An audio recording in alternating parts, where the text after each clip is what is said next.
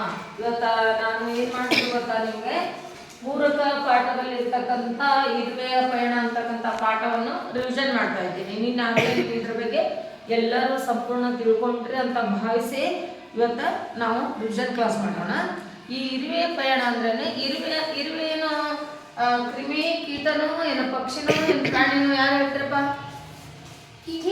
ಕೀಟ ಅಂದ್ರೇನ ಅತಿ ಚಿಕ್ಕದಾಗಿರ್ತ, ರೆಕ್ಕೆ ಇರ್ತ, ಆದ್ರೇನ ದೇಹದ ಗಾತ್ರ ಕಡಿಮೆ, ಆಹಾರ ಸೇವನೆ ಕಡಿಮೆ. ಅದ ಉದಾಹರಣೆ ಹೇಳ್ಕೊಂಡು ಅದಕ್ಕೆ ಕೀಟಕ್ಕೆ ಉದಾಹರಣೆ ಇರುವೆ, ಮತ್ತೆ ರೆಕ್ಕೆಗಳು, ಮತ್ತೆ ಎರೆಹುಳು. ಅಂದ್ರೇನ ಇರುವೆ ಅಂದ್ರೆ ಇಲ್ಲೆಲ್ಲ ನೀವು ನೆಲದಲ್ಲಿ ನೋಡ್ತಾರೆ ಇರುವೆಗಳು, ಸೊಳ್ಳೆಗಳು, ಮಳಿ ಹುಳ, ಮತ್ತೇನ ಜಿರ್ಲೆ ಎಲ್ಲ ಕೀಟದ ಒಂದು ಸಮೂಹಕ್ಕೆ ಸಂಬಂಧಪಡ್ತಾವು.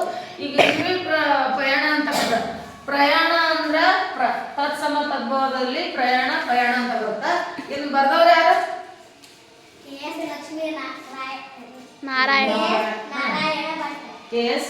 ನಾರಾಯಣ ಭಟ್. ಇವ್ರೇನ ಕವಿಗಳ ಏನ್ ಲೇಖಕರ? ಲೇಖಕರು ಅಂತ ಯಾರಿರ್ತೀವಿ ನಾವು?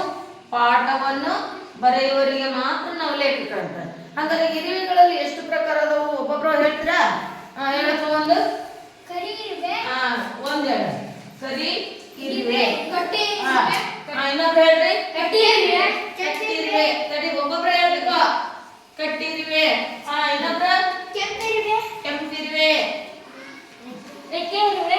ಕೆಂಪು ಇರುವೆ. ಒಬ್ಬೊಬ್ರು ಹೇಳು. ರೆಕ್ಕೆ ಇರುವೆ. ಸಾಕು. ಹಂಗಾರೆ ಎಲ್ಲ ಗೊತ್ತದ? ಇವನ್ನೆಲ್ಲ ನೋಡ್ರಿ ನೀವು. ಇವು ನಮ್ಗೆಲ್ಲ ನಾವು ವಾಸ ಮಾಡ್ತಕ್ಕಂಥ ಸ್ಥಳೀಯ ನಮ್ಮ ಮನೆಯಲ್ಲಿ ಎಲ್ಲರ ಮನೆ ಇರ್ತಾವಲ್ಲ. ಹಾಗಾದ್ರೆ ಈಗ ನಾವು ಪ್ರಶ್ನೆ ಕೇಳ್ತೀವಿ. ಇರುವೆಗಳು ಯಾವ ಯಾವ ಊರುಗಳನ್ನು ನೋಡಿಕೊಂಡು ಬಂದವು? ಯಾರು ಹೇಳ್ತೀವಿ? ಸರಸ್ವತಿ. ಇರುವೆಗಳು ಯಾವ ಯಾವ ಊರನ್ನು ನೋಡ್ಕೊಂಡು? ಗೋಡೆ ಸಂದೆ, ಬಾಗಿಲ ಸಂದೆ, ಇದು ದಬ್ಬೆ, ಇದು ಬೆಲ್ಲದ ದಬ್ಬೆ, ಇದು ಹಿತ್ತಲು, ಇನ್ನೊಂದು ಜೇಬು, ಇದು ಹುಡುಗನ ಜೇಬಿನಲ್ಲಿ, ತಿಂಡಿಯ ಹುಡುಗನ ಜೇಬು, ನೋಡಿಕೊಂಡು ಬಂದವು. ಗೊತ್ತಾಯ್ತಾ? ಇನ್ನು ನಿಮ್ಗೆ ಒಂಥರ ಅನ್ಸ್ಬೋದು, ಇರುವೆ ಯಾವ ಯಾವ ಊರುಗಳನ್ನು ನೋಡಿಕೊಂಡು ಬಂದಿದೆ ಅಂದ್ರ, ಇರುವೆ ಊರಂದ್ರೆ ಏನು? ಅವಕ್ಕ ಬೆಲ್ಲದ ಡಬ್ಬಿ, ಸಂದು, ಬಿರುಕು, ಆಮೇಲೆ ಸಕ್ರಿ ಡಬ್ಬಿ ಕೊಡುತ್ತ, ಆಮೇಲೆ ಜೇಬಿನಲ್ಲಿ ಏನಾರ ಇಟ್ಕೊಂಡ್ರ ಸಿಹಿ ಪದಾರ್ಥಗಳಿದ್ರ, ಆಮೇಲೆ ಕರದ ಪದಾರ್ಥಗಳಿದ್ರ ಅದನ್ನೆಲ್ಲ ಏನ್ ಮಾಡ್ತ? ಅದನ್ನ ನೋಡ್ಕೊಂಡು ಹೋಗುತ್ತ. ಅದು ಇರುವೆಗಳ ಊರಾಗುತ್ತ. ನಿಮ್ಮ ಊರಾಗ್ತಾನೆ? ನೀವು ಅನ್ಕೊಂಡು ಊರ್ನ ಬಸ್ಸಿಗೆ ಹೋಗ್ತೀರಿ, ಹೌದಾ? ಬಸ್ಸೇ ಇಲ್ಲದ ಊರಿಗೆ ಇರುವೆಗಳು ಹೇಗೆ ಬಂದದ್ದು ಹೇಗೆ? ಬಸ್ಸೇ ಇಲ್ಲದ ಊರಿಗೆ ಇರುವೆಗಳು ಕಾಲಿನಿಂದ ನಡೆದುಕೊಂಡು. Very good. ಕಾಲಿನಿಂದ ನಡ್ಕೊಂಡು. ಈಗ ಇರುವೆಗಳು ಎಲ್ಲಿ ಬೇಕಲ್ಲೇ ಹೋಗಿರ್ತವೆ. ಅದ ನೋಡ್ರೆ ಅವಕ್ಕೇನಾರ ಕಾರು, ಜೀಪು, ಆಮೇಲೆ ಸುಪೀರಿಯರ್ ಬಸ್ಗೆ ಕಳ್ಸಿರ್ತೀರಿ? ಇಲ್ಲ. ಇರುವೆಗಳು ಎಲ್ಲಂದರಲ್ಲಿ ಕಾಲ್ನಡಿಗೆಯಲ್ಲಿ ಹೋಗ್ತಾವ. ನಾವು ಹೋಗ್ತೀವಿ. ಯಾವಾಗ ಹೋಗ್ತೀವಿ? ಅತಿ ಸಮೀಪದ ಊರಿದ್ರೆ ಹೋಗ್ತೀವಿ. ಈ ಬೆಂಗಳೂರಿಗೆ ಹೋಗೋದಿತ್ತಂದ್ರ ನಾವೇನಾದ್ರು ನಡ್ಕೊಂಡು ಹೋಗ್ತೀವಿ? ಬಸ್ಸಿಗೆ ಹೋಗ್ತೀವಿ. ಅಂದ್ರ ಇಲ್ಲಿ ಕವಿಯ ಕಲ್ಪನೆಯಲ್ಲಿ ಲೇಖಕರು ಹೆಂಗ್ ಕಲ್ಪನೆ ಮಾಡ್ತಾರಂದ್ರ, ಇರುವೆಗಳು ಹೋಗಿ ಬಂದದ್ದು ಹೇಗೆ ಊರಿಗೆ ಅಂದ್ರೆ ಕಾಲ್ನಡಿಗೆಯಲ್ಲಿ ಹೋಗ್ತಾವ. ಅಷ್ಟು 10 ಕಿಲೋಮೀಟರ್ 11 ಕಿಲೋಮೀಟರ್ ಹೆಂಗ್ ಹೋಗ್ತಾವ್ರಿ ಅಂದ್ರೆ ಆ ಊರಿನಲ್ಲಿ ಇರುವೆಗಳ ಸಂಖ್ಯೆ ಇರ್ತೈತಿ, ಈ ಊರಿನಲ್ಲಿ ಇರ್ತೈತಿ, ಹೌದಲ್ಲ? ಎಲ್ಲೆಲ್ಲಿ ಅವುಗಳ ಒಂದು ಏನಪ್ಪ ಅಂದ್ರೆ ವಂಶ ಇರ್ತೈತಲ್ಲ, ಬೆಳವಣಿಗೆ ಇರ್ತೈತಿ, ಕೀಟೋತ್ಪಾದನೆ ಇರ್ತಲ್ಲ, ಅಲ್ಲಿ ಇರುವೆಗಳು ಮುಕ್ಕರಿರ್ತವು. ಹುಡುಗನ ಜೇಬಿನತ್ತ ಇರುವೆ ಹೋದದ್ದು ಏಕೆ? ಶ್ವೇತಾ. ತಿಂಡಿ. ಪೂರ್ತಿ ವಾಕ್ಯದಾಗ ಹೇಳ್ಬೇಕು. ಹುಡುಗನ ಜೇಬಿನತ್ತ ಇರುವೆ ತಿಂಡಿಯನ್ನು ತಿನ್ನಲು ಹೋಗಿದ್ದು, ಹೌದಲ್ಲ? ಹುಡುಗ ನಿಮ್ಮ ಪಾಕೆಟ್ ನಲ್ಲಿ ಚಾಕ್ಲೇಟೋ ಅಥವಾ ಸ್ವೀಟ್ಸೋ ಏನೋ ನಿಮ್ಮ ಅಪ್ಪ ಅಮ್ಮ ಶಾಲೆ ಹೋಗಲ್ಲಿ ಮನೇಲಿ ಇಟ್ಟಿರ್ತಾರ, ಅದನ್ನೇನ್ ಮಾಡ್ತೀರಿ? ತಿನ್ಕೊಂಡು ಬಂದಿರ್ತಿ, ಸ್ವಲ್ಪ ಉಳಿದಿರ್ತೈತಿ, ಇಂತಲ್ಲಿ ಇಟ್ಕೊಂಡ್ಬಿಟ್ಟಿರ್ತೀರಿ. ನಿನ್ಗೆ ಗೊತ್ತನೇ ಇರಲ್ಲ, ಯಾವಾಗ ತಿನ್ಬೇಕನ್ನೋದು ಗೊತ್ತಿರಲ್ಲ, ಹೌದಲ್ಲ? ಅವಾಗ ಅದು ಏನ್ ಮಾಡ್ತೀವಿ ಗೊತ್ತನ? ಇರುವೆ ನಿಮ್ಗೆ ಗೊತ್ತಿದ್ದಂಗ ನೀವು ಸಪ್ಪಳಿಂದ ಬಂದು ಒಳಗೆ ಹೋಗ್ಕೊಂಡಿರ್ತೈತಿ. ಅವಾಗ ನೀವು ಜೇಬ್ನ ಕೈ ಹಾಕಿದ ಚಟ್ ಅನ್ಸುತ್ತೆ, ಏನೋ ಇಲ್ಲೇ ಇರ್ತೀವಿ, ಹೌದಲ್ಲ? ಅಂದ್ರೇನ ಅದಕ್ಕೆ ಹೇಳೋದು ಬೇಡ, ಸ್ಮೆಲ್, ವಾಸನೆ ಮುಖಾಂತರ ಅದು ಎಲ್ಲಿರ್ತ ಅಲ್ಲಿ ಪಟ್ನ ಹಿಡಿತೈತಿ ಇರುವೆ. ಹಂಗಾದ್ರೆ ಹುಡುಗನ ಜೇಬಿನತ್ತ ಇರುವೆ ಹೋದದ್ದೇಕೆ?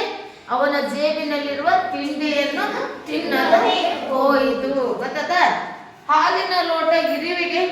ಮಾಡಿಸುತ್ತದೆ? ಯಾರು ಹೇಳ್ತೀರಿ? ಬೇಡ ಹೇಳಿದವರು ಬೇಡ. ಹಾಲಿನ ಲೋಟವು ಇರುವೆಗೆ ಬಾವಿಯಾಗಿ ನೋಡ್ರಿ, ಹಾಲಿನ ಲೋಟವನ್ನು ಇರುವೆ ಹಾಲಿನ ಲೋಟ ಎಷ್ಟು ನೀವು ಬೆಳಗ್ಗೆ ಹಾಲು ಕುಡಿತೀರಲ್ಲ, ಆ ಹಾಲಿನ ಲೋಟ ಇರುವೆ ಹತ್ತೈತಿ, ಅದು ಹಿಂಗ ಹಣಿಕ್ ನೋಡು, ಯಪ್ಪ ದೊಡ್ಡ ಬಾವಿ ಐತಲ್ಲ ಅಂತ. ಯಾಕೆ?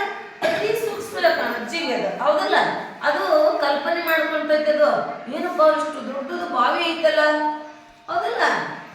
ನಮ್ಮ ಊಹೆಗೆ ಮೀರಿದ್ದನ್ನು ನಾವೇನ್ ಮಾಡ್ತೀವಿ, ನಮ್ಮ ಸಾಮರ್ಥ್ಯ ಎಷ್ಟೈತಿ ಅಷ್ಟಕ್ಕೆ ನಾವು ದೊಡ್ಡದು ಅನ್ಕೊಂಡ್ಬಿಡ್ತೀವಿ ನಾವು, ಗೊತ್ತಾತ?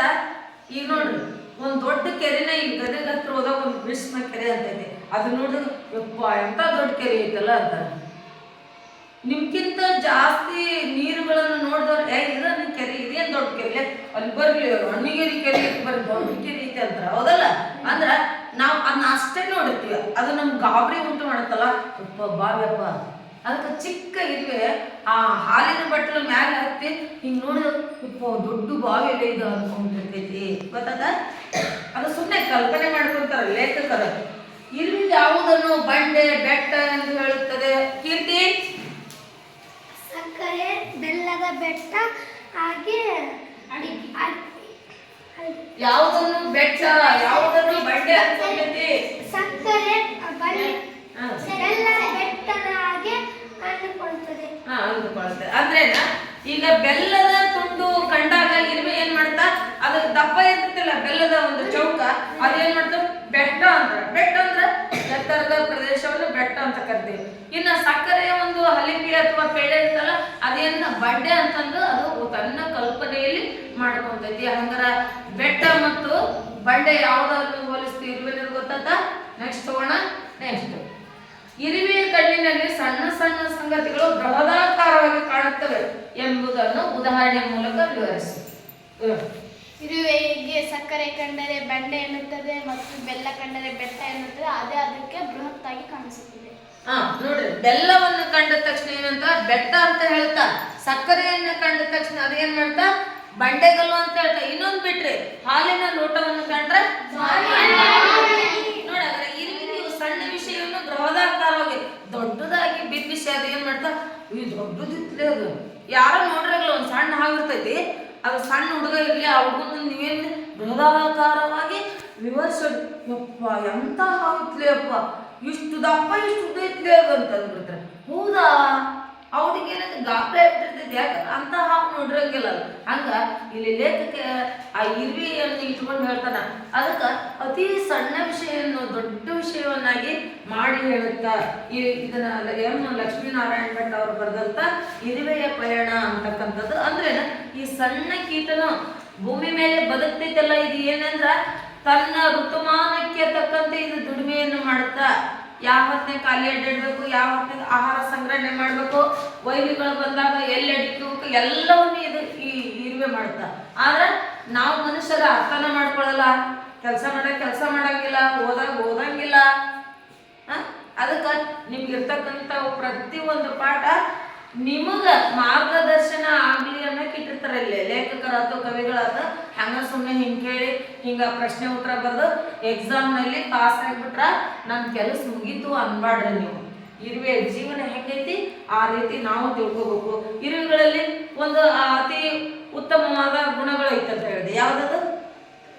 ಇರುವೆ ಒಗ್ಗಟ್ಟು. ಇನ್ನೊಂದು ಮತ್ತೆ ಸರಿ ಪಾಲನೆ ಮಾಡ್ತಾರೆ. ಏನಂದ್ರೆ ಇರುವೆಗಳಿಂದ ಎರಡನ್ನು ಬಹಳ ಪ್ರಮುಖವಾಗಿ ಕಲಿತಕ್ಕಂಥ ವಿಷಯ. ಆ ಇರುವೆಗಳಲ್ಲಿ ಶಿಸ್ತು ಐತಂದ. ಶಿಸ್ತು ಅಂದ್ರೆ ಸಾಲಿಡ್ದ ಹೋಗ್ತಾವ, ಸಾಲಿಡ್ದ ಬರ್ತಾವ. ನೀವು ಏನಾದ್ರೂ ಅವಕ್ಕೆ ಕಿಟ್ಲೆ ಮಾಡಿ ನಿಮ್ಮ ಮನೆಯಲ್ಲಿ ಗೋಡೆ ಮೇಲೆ ಇರುವೆಗಳ ಸಾಲು ಹಿಂಗಿರ್ತೈತಿ, ಅವ ನೀವೇನ್ ಮಾಡ್ತೀರಿ? ಕಿಟ್ಲೆ ಮಾಡಕ್ ಅವ ಹಿಂಗ ಹಿಂಗ ಹಿಂಗ ಹಿಂಗ ಮಾಡ್ತೀರಿ, ಹೌದಾ?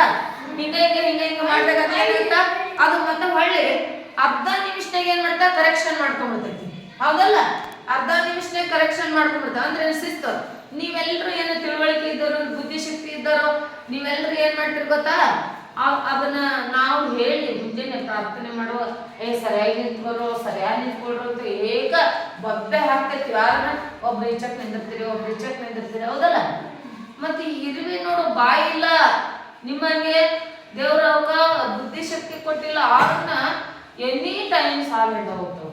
ಮತ್ತು ಒಗ್ಗಟ್ಟು ಒಂದೇ ಸಿಂಗಲ್ ಆಗಿ ಅವು ಎಂದೂ ಜೀವನ ಮಾಡಲ್ಲ. ಇರುವಿಗಳು ನೋಡ್ರನ್ನ ಯಾವುದೇ ಒಂದು ಕುಣುಕು ಸಿಗಲಿ, ಒಂದು ಫುಡ್ ಅಂದ್ರೆ ಆಹಾರ ಸಿಗಲಿ, ಸಾವಿರಾರು ಲಕ್ಷ ಲಕ್ಷ ಇರುವೆಗಳನ್ನು ಕರ್ಕೊಂಡ್ ಅವು ಏನ್ ಮಾಡ್ತಾವು, ತಿಂತಾವು. ಅಂದ್ರ ಈ ಪಾಠದಿಂದ ನೀವು ಕಲಿಬೇಕಾದ ಪ್ರಮುಖ ವಿಷಯಗಳು ಏನಂದ್ರ ನಿಮ್ಮಲ್ಲಿ ಒಗ್ಗಟ್ಟಿರ್ಬೇಕು, ನಿಮ್ಮಲ್ಲಿ ಶಿಸ್ತಿರ್ಬೇಕು.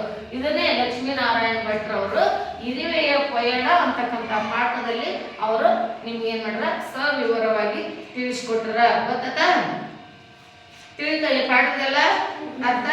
ಹಂಗಾದ್ರೆ ಮುಂದೋಣ ನಾವು ಇಲ್ಲಿಗೆ ಈ ಪಾಠ ಮುಗಿಸಿ ಮುಂದಿನ ಪಾಠಕ್ಕೆ ಹೋಗೋಣ.